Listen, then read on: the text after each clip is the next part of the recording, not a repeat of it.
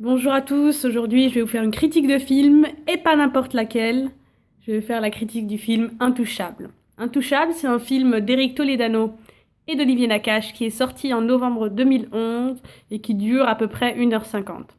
Donc ce film traite de la rencontre improbable, touchante et drôle d'un riche aristocrate tétraplégique et d'un jeune de banlieue. Ce jeune de banlieue, Driss, est joué par Omar Sy et Philippe, le tétraplégique, est joué par François Cluzet.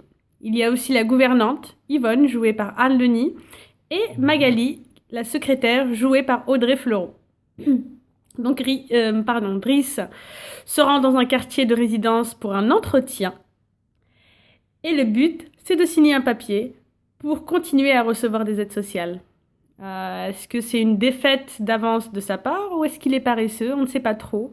Néanmoins, Philippe prend ça comme un défi et l'engage. Driss devient donc aide à domicile, auxiliaire de vie pour ce tétraplégique qui est Philippe. Donc Driss critique sans tabou la société dorée dans laquelle Philippe vit.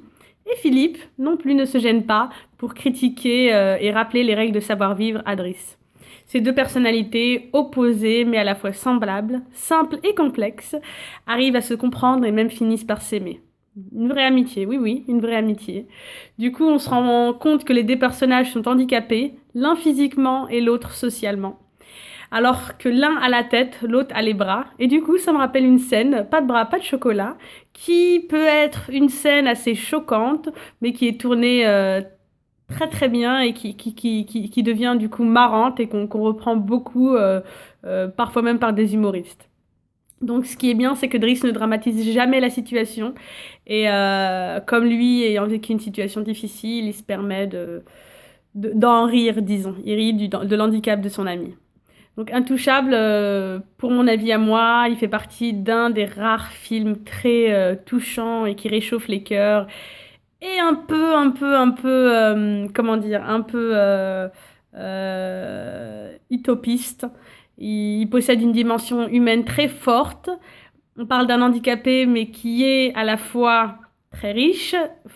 La réalité est autre. Tous les tétraplégiques ne sont pas dotés de telles finances et du coup, ça nous fait penser que tout le monde peut être comme ça et pas du tout. Aussi, l'amitié est un peu idéalisée et du coup, tous les jeunes de banlieue ne sont pas Driss. Donc, est-ce qu'on nous berce pas un peu avec ce film? En tout cas, on a bien rêvé et on a beaucoup aimé. Donc, moi, je donne la note de 4,5 sur 5. Voilà, voilà. Bonne journée à tous. À la prochaine rencontre.